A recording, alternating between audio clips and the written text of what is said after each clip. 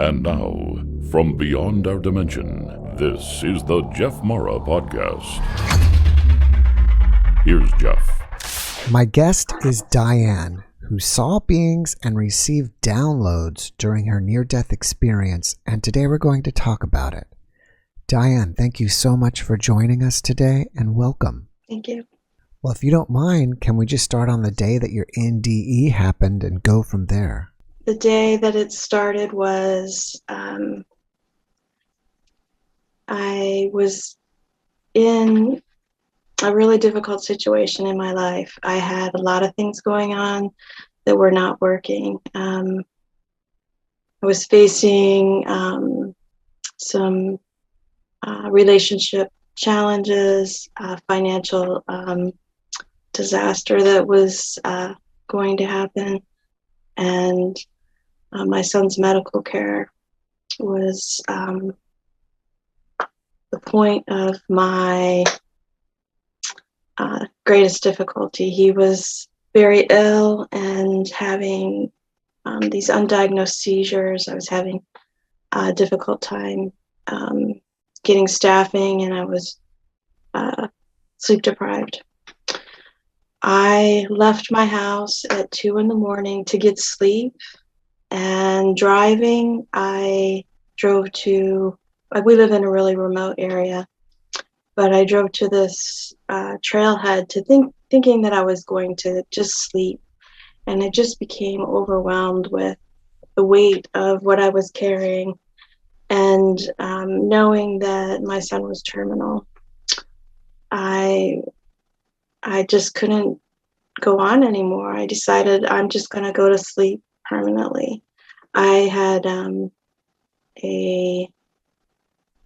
dose of painkillers that were lethal, a lethal dose with me, because I had never taken them because I had been doing caregiving, and pain meds would mess up my sleep and my ability to focus. So I had these pain meds. I took them. It was a cold night, so I had the window rolled down just a little bit, and so it dropped down to freezing. So I pretty much figured once I went to sleep that would be it. And in this state, I sat up, and it was dark out, and it was a really strange feeling. Now I know it as an out-of-body experience, but at the time, it was the no monkey mind. Like my mind was totally clear. So I was in this remote area by myself in the woods, and I never thought about that. I just sat up and looked around and went back to sleep. And then the next time, same thing. I sat up. My vision was different though. I was like, wow, this is really like, it was almost like I was looking through something, not through my eyes. I was looking through maybe like with glasses, and again, not thinking about where I was or why I was there or what was going on, and just noticing it was light out. The third time I woke up, I had been poured back into my body, and I took a breath, and I was like back in my body. And there was a being next to me who I couldn't see, but I felt their presence, and they said, "Call 911." And I was not in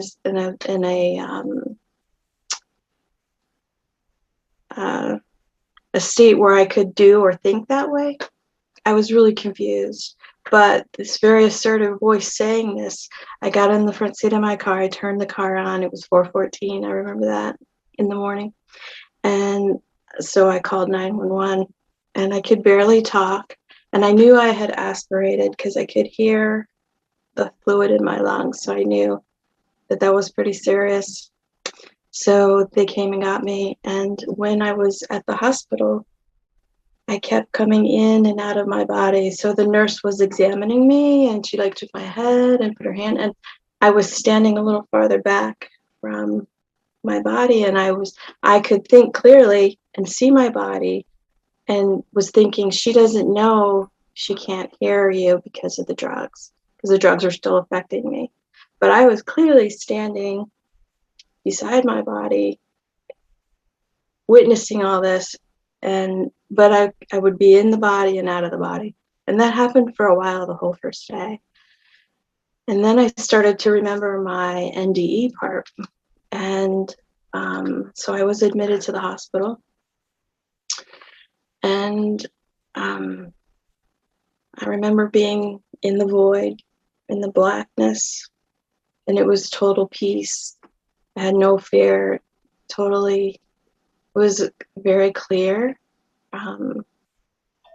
healing energy, that unconditional love people talk about. All that was there. And gradually, I felt the light lifting around me, and it kind of seemed like a room, but then it expanded into, I was in the stars. And I didn't have a body, and I could see these stars all around me, and I could feel the presence of two beings beside me, but I couldn't see them. It was a knowing. So I wasn't alone. I wasn't afraid. It was totally peaceful. Seemed totally normal. I didn't question it. But so I'm looking out over these stars, and I see these spheres, and I can't remember if there were between 9 and 12. I'm thinking there might have been 10, because I've gotten information after that about the Kabbalah, and those 10 spheres. So it seems to correlate to that. Even I'm not Jewish, but that a very deep history of that number. So these spheres were in the distance, and they were coming closer, or I was coming closer to them, I'm not sure, but they had these light filaments around them. So they were moving in kind of not a circular, not a large motion, but there was a motion. And it was intense. I don't know. People asked me if they were beings. I felt like this was really important. These were like beings of a very high level, whoever they were. But I didn't see them as a being at the time. They were just a presence. And it was mesmerizing. I was very connected to them. And there were no words in my NDE. There were no like messages that were a simple sentence. I feel like I got more of a download. Because after that, I was interested in numbers and quantum physics, which is not something that I normally would be involved in, but I couldn't get enough of that information. There was the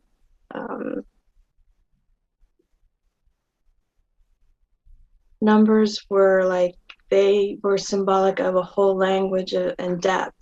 And I could understand that at some level, but not put it into words. And I did a couple of paintings around that. I did a prayer, and I translated it into computer zeros and ones, and put it on this big poster. And because it's like we have this whole language around us in numbers all the time that we are not aware of, just like the computer, this is constant numbers of zeros and ones. So I felt really connected to that language. The 414 number seemed to be important then. And yeah, so it was, I had no fear of death after that. And I was kind of an atheist before that. But I studied Buddhism and did a lot of meditation. And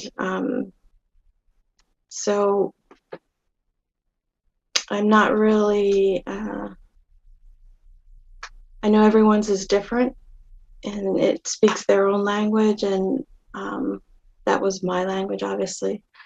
But once it was in the stars, in that atmosphere, there was a web, and it's not like a web you can see, it's a web that you know, and everything was connected in this web. I was part of this web, and kind of like I was part of everything.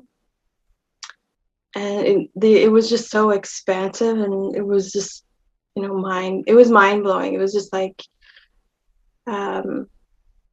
Star Trek when it moves and it just warp speed. That's what it was like. It was like, boom, you're out there in everything, which is a common experience I have heard with other NDEers, but it's hard to explain in words. So, it took me a while to talk about my NDE because of the difficult circumstances around that, and I went right back into the same situation that I was in, super difficult.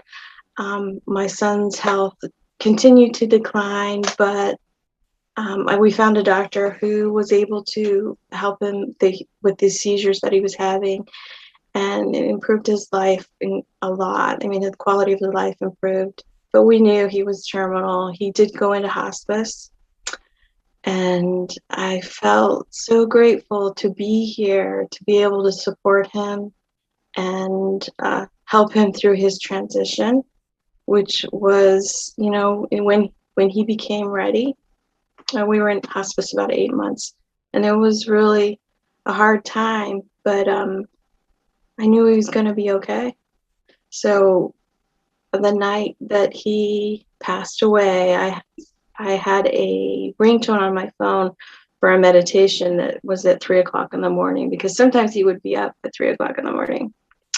And it was a Saturday, so this ringtone went off, and I had set my table up so that I could be near him but give him space. And I reached over, and his heart rate was super slow, and his breathing was really diminished. So I knew that he was close, and so I just held my hand over his heart. And in that next hour, I could feel like this swirling in my hand. And that swirling continued, and then he passed. And it was very peaceful. And my son was nonverbal. He was on the autism spectrum. He had a trach, a G-tube. He could ambulate, but he was profoundly involved. So this whole experience was, I didn't know how he would do with it, because would he know to let go? Would he be okay? Would he be scared? But it was all the way it was supposed to be. So I was glad to be a part of it. Well, thank you for sharing your experiences with us. How did you come back from your NDE? Were you told to come back, or did you just pop up in your body, or what happened? I just was poured back into my body. So I didn't get a choice to come back or not. And with my son, I asked if I could have a shared death experience, to go with him to the light, because people can do that. And I was not allowed to do that, I think, because I wasn't going to come back. Because I know what's on the other side and how, wonderful it is, but it wasn't my time. But no, I never got a choice to come back, or I didn't get a life review. But yeah, being poured back into my body was pretty hard physical experience. Like, I had to take a breath, and I was right back in my body. Once you were back, were you happy to be back, or were you disappointed? I think after, choosing to want to leave this earth and then waking up alive is like, there's a book called that, Waking Up Alive, and it's a really good book for people who have attempted to leave this earth and are brought back. And for anyone who has lost someone this way, you can see the path they took. And these survivor stories are really incredible because they have such gratefulness of life after that.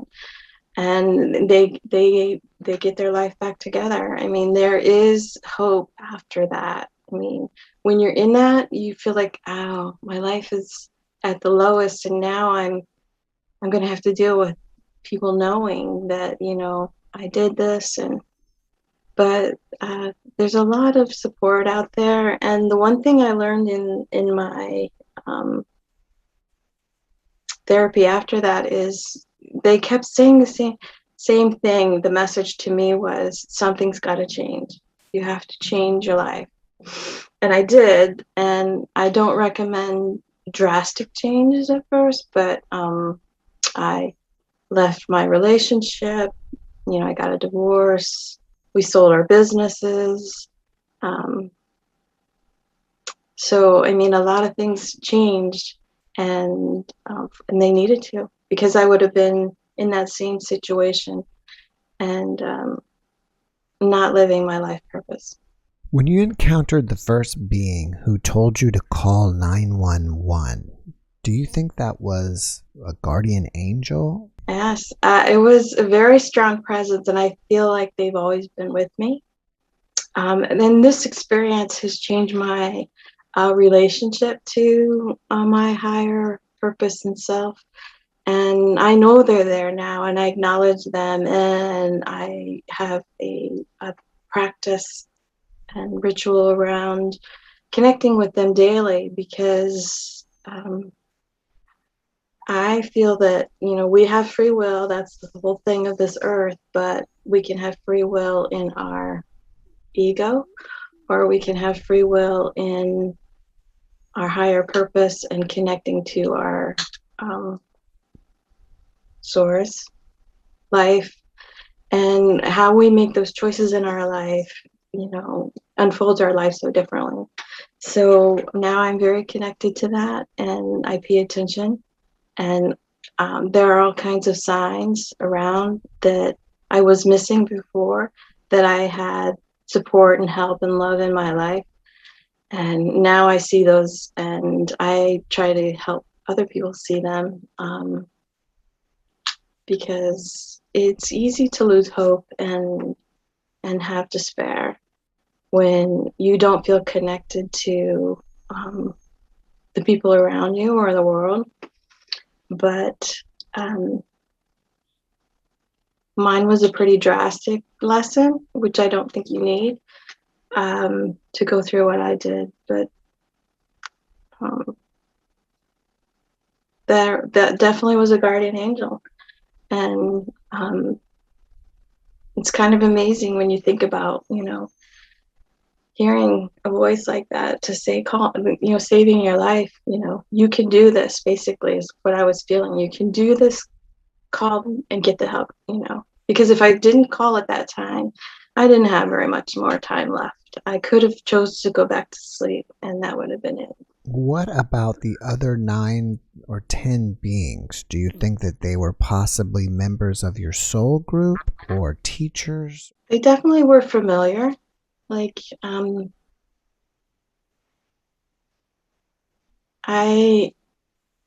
have worked with other NDE people, because I think people who've been through this and have worked with energy can understand this language that we have when we cross over that to the other dimension. And she said that I had a light council around me, and that's what I felt like. These beings were a part of my life, and I was connected in an unknowing way before, and now I feel that presence. So I guess I lost the question. I think you answered it enough. Okay.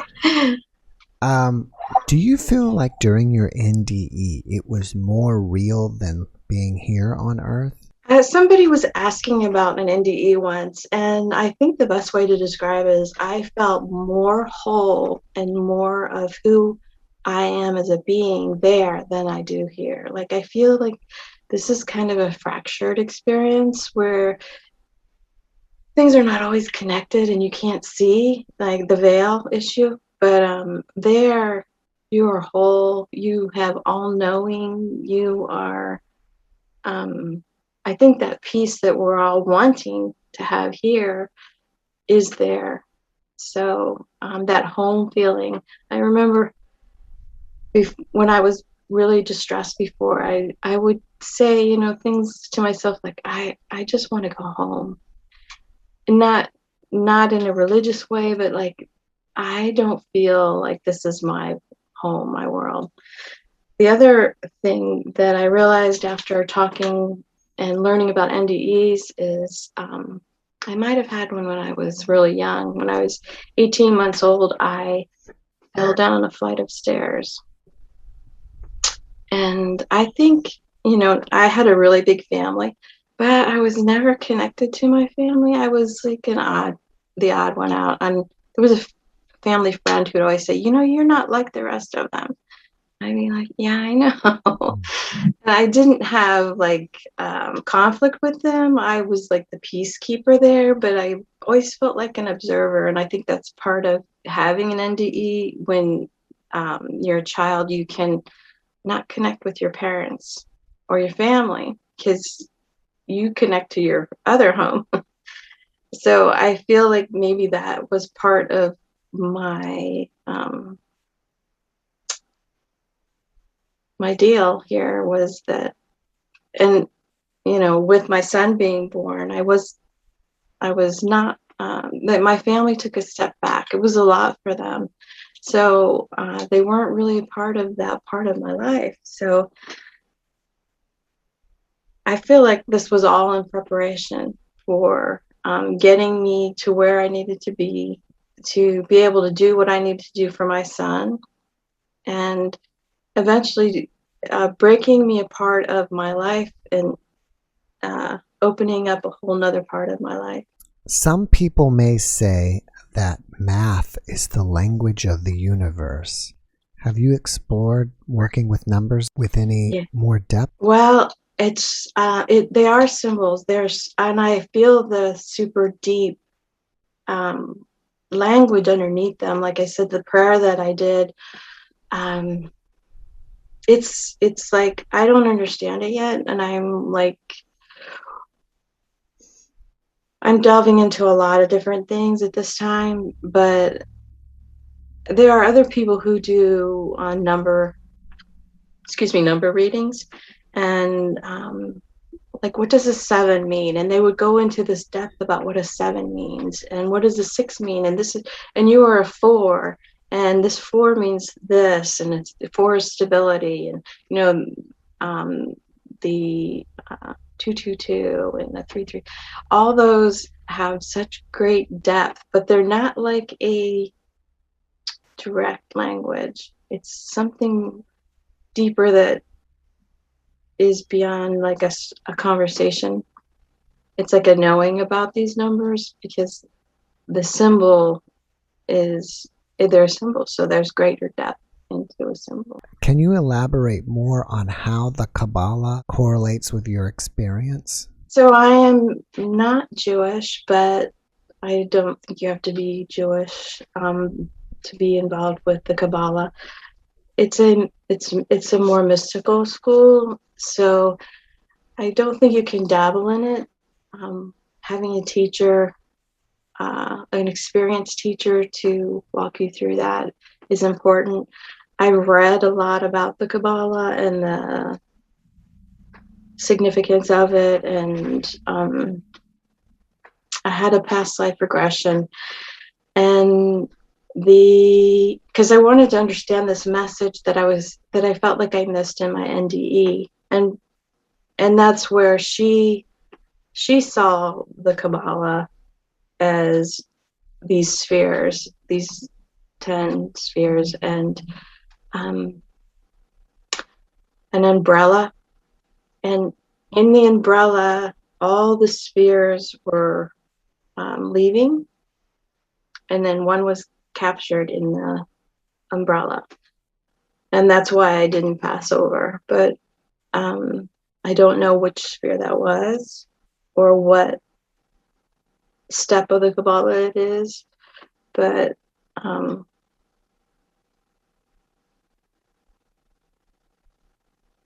any mystical knowledge like that, I think it takes time. I don't have the answers to that right now, but I definitely feel it's a part of my journey. How do you think you've changed by your experience? Well, I think everybody has, purpose here. And I was an overgiver.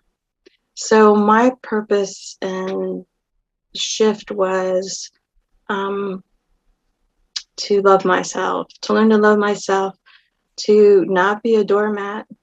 You can give and serve others, but that doesn't mean at the expense of yourself. And that's what I was doing in my relationships. So I have learned to take a step back from that.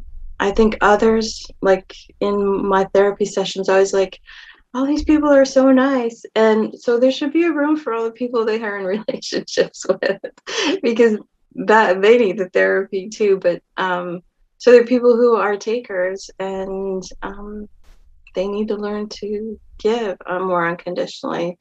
So learning the balance in that. Have you gotten any abilities from your experience that you didn't have prior? Definitely the knowing is much stronger. I think I had it before, but I ignored it, or I was too sensitive if I mentioned things, but now I totally know it. I can read people pretty well, and I'm learning to try to stay in my own body, in my own space, and not take on that energy because I think it was easy for me to kind of like pop out of my body and not be involved or take it on. It just seemed like too much. It was just this information all the time coming up. So I had to stop it. And I stopped like talking to people and being social so I could get a grip on it. And it's getting better. But I had a weird experience after my NDE. I was on Facebook and a childhood friend, her partner died, and there were condolences on the page, but I knew he died from taking his own life, and I had not been in contact with her probably for 30 years, but I don't write letters and I don't put myself out there, but I kept getting this letter written in my head and I couldn't ignore it. And I'm like, I'm not going to do that. I have no idea what's going on in her life. But it became so persistent that I wrote the letter, and the letter was not really, it wasn't me. Like, I feel like he was writing through me because of the words he used, and it was set for a certain way. And I was like, okay, I'm just going to do this because it can't hurt. And I sent it to her, and I think she was like kind of like wowed about it, and because she hadn't heard from me for one, and then she said, that the circumstances, and I didn't say that I knew, but I knew, but so I felt like he was speaking with me to speak to her because he knew that I could know this, and maybe I was the only one who could because there was distance between us and what I experienced. So that was pretty amazing. I was glad that I could do that. I haven't done too much of that, but I have had dreams of people who have passed and giving me messages, which is pretty interesting. And the messages are for me. Have you had any negative after effect from your NDE? Just the reaction in people who don't get me or don't understand what I have been through. There's a lot of stigma around the whole thing with what happened, and when people know, and they would make comments about, it's a really selfish thing to do, and I would just try to be open about it and educate them in a way to say, you know what, it's really, those people are lost. It's not selfish, it's selfless. They lose who they are, they lose the value of who they are, and they don't feel that being gone is going to make a difference. So they don't feel the impact that the family will feel, because at that point they feel that they have no value. So and any of us can be there. When I was in hospital, and there were people coming in every day. It was a revolving door. It was like, this is so unreal. Like, people don't realize how statistically, and especially recently, the impact. I mean, there are just so many, and so many that go undocumented and don't end up in the hospital or with treatment. And there is a significant risk the first year, the first week, the first year. And those people need support and love, and not judgment, not criticism. They're already feeling disconnected and not a part of this world, because they want to leave. So, I think the best thing people did to me after that, who found out and knew, was just to say, I'm really glad you're here. And they would give me a hug. They didn't, ask me to talk about it. They didn't expect an explanation. They were just like sending me love. And that's exactly what I needed. And I think everyone needs that.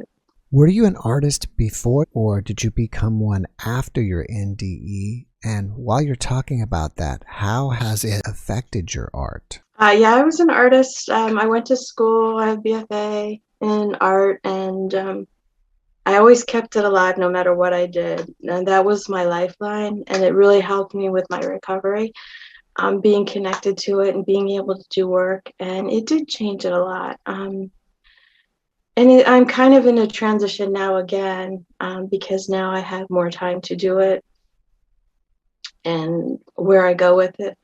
But I try to create environments. They're called installations. So they were more geared towards not just a flat surface of a painting or just a sculpture, but combining them to make an environment. And I didn't try to do anything with my NDE, but I did try to make that they feel like they had an ethereal feel of another place, otherness about them. And I would like to explore that more now. After watching this podcast, people may want to reach out to you and ask you questions or chat with you. Are you open to that? And if so, how can people reach out to you? I have an Instagram account. It's Diane, Daien, artwork or artist. And if they would want to, I would be happy to listen to anyone's experiences, and because I know that's a big part of the recovery. I'm not a therapist. I have no training, so it would be just, as a listener, they could email my email at daienart.info@gmail.com. So you're posting your art on Instagram. Are you selling any of them? I have always sold my art. I have this last 6 months. My son just passed in May, so I've just been working on getting my health back in order, and but I will be doing more art again, and It's in hospitals and banks and personal collections. So Do you have a website for your art? I do not, but I will be building one. So if they follow the Instagram, and that all the art is not on Instagram, but I will be having a webpage soon. All right. Do you have anything else that you're working on that you want us to know about? No, I just feel like I needed to share my story, and hopefully it will help people to share their story. And I appreciate the platform to do it in a safe and supportive way in what you have developed here. So thank you. Thank you. All right. Well, before you finish up, can you leave us with one last positive message? I think unity. We are all connected, and there's nothing more important than this life and living your life purpose. And if you are not, you need to change it. Something's got to change. And it may be hard and you may have to dismantle your life, but it's worth it. Well, thank you for that message, Diane. I didn't say it before, but I want to offer my condolences for the passing of your son. I really appreciate you coming here and sharing, and I wish you the best. Thank you. All right. Have a wonderful day. You too. Thanks for watching the JeffMara podcast. I really appreciate you. Another way to show support is through YouTube memberships. And if you do, there are loyalty badges and other perks depending on your level of membership. All you need to do is click the join button underneath the video to find out more. Thank you for your support.